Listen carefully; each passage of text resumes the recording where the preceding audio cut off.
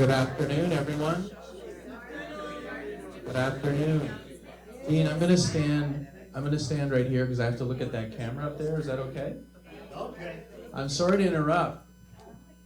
I hear that I'm gonna stand actually right beside Gene. Hopefully people can see me. Good afternoon. How is everyone? Good. I heard the event's on fire. Well, there's some amazing artwork here. We have some amazing residents that really are very talented. And I am so sorry to interrupt. However, if you haven't noticed, there might be something going on in the Caribbean Sea that will eventually end up in the Gulf of Mexico, which could end up right beside us in 48 hours. So I'm going to give everybody a little bit of an update. Everybody at home, good afternoon. I hope there's some people tuning in. We will rebroadcast this on the hour for the next several hours, so if someone misses it, they can watch it on channel 9005. We shared with everyone last Friday that starting today we would do twice a day updates on the storm that started as a tropical depression. It has now moved into hurricane status, and it's called Hurricane Ian. It has a name, and it is moving towards us. It is actually, and this is the 2 p.m. update from the National Hurricane Center, that it is moving at approximately 13 miles an hour. It has sustained winds of 85 miles an hour right now. It is a hurricane status, and it is projected to gain strength over the next little while. So as it moves over Cuba this evening, the western tip of Cuba, it will gain in intensity. The Gulf waters are very warm. Many of you that have lived here for a while know that. It will get stronger. They're saying that potentially Category 2, Category 3 hurricane will develop. So not great news on the hurricane front. However, right now the trajectory is showing the storm as it moves northwest and north slightly, that it will stay off of our coast.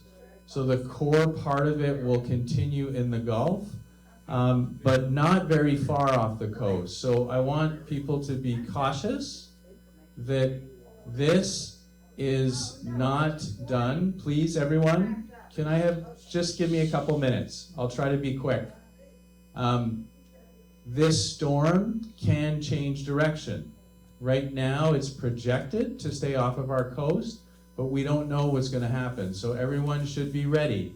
If you're sheltering in place, we've been talking about this for several months, you should be ready. You should have your supplies. You should be ready to stay in your apartment with your food and your water, your batteries. There is a good chance that we will lose power to the residential buildings. And as all of you know, we do not have generators for those buildings. There will be a significant amount of rainfall that will occur. So our team is continuing to prepare the campus, prepare the community to be ready. Right now, the projected trajectory, we will get probably close to 60 mile an hour sustained winds here at the community. Off of the coast, there'll be a significant amount of storm surge. So any deviation of that storm, if the storm was to move 15, 20 miles east, it could get a lot closer to us, and those numbers that I've shared with you could go up. Tomorrow, I will continue to do updates. 9:30 a.m., I'll have another update. 3:30 p.m., I'll have another update, and that will be as part of the town hall. The town hall is actually going to start at 3 o'clock in the afternoon. If you'd like to tune in from a safe location, which is your apartment, that's probably a good thing to do. And I'll share with you why. So we've made a few decisions. Tomorrow morning, we will do dinner service as normal tonight. Tomorrow morning, breakfast service will happen as usual. However, lunch and dinner service, we will deliver the meals to you in your apartment. Our preference is that you do not come and pick them up, because the outer bands of the storm will start to bring rain to our area as soon as tomorrow. Probably late morning, early afternoon. So if you don't want to get caught in a rainstorm, you're probably better off to stay in your apartment tomorrow. So we'd like you to place orders for tomorrow. If you're a lunch person or a dinner person, you can place your order. You can do it now, you can do it at dinner tonight, you can fill out that form, and our staff will be all hands on deck. We will be delivering meals to everyone tomorrow for lunch or for dinner.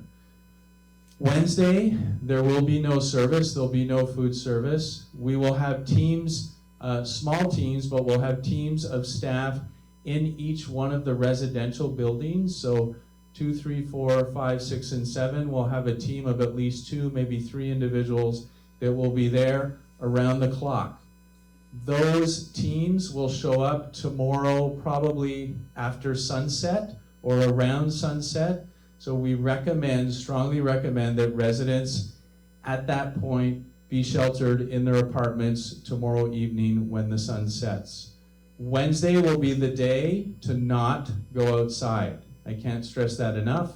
Our teams are going to be in the residential buildings to make sure that residents are safe. They'll be watching the doors and watching the exits to make sure no one exits the building.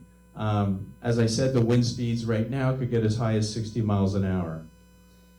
We will continue to do transportation tomorrow morning. However, any medical transportation that you might have post 1 p.m. tomorrow through Thursday 1 p.m. for now is canceled. Okay, so once again, Tuesday 1 p.m. to Thursday 1 p.m. medical transportation appointments are canceled. We will review the trajectory of the storm as the days advance, and we'll give you notice. I'm going to continue to give twice daily updates every day. So Tuesday tomorrow, Wednesday again, Thursday again, just to make sure that everyone is in the loop as to what's happening. Please remember, and please try to tune into these updates, but please remember that EMT or emergency medical services, if the wind speeds get to a certain speed, they will not be able to respond. So EMT responders, if there's 50, 60 mile an hour winds, even if you call 911, they will not be responding.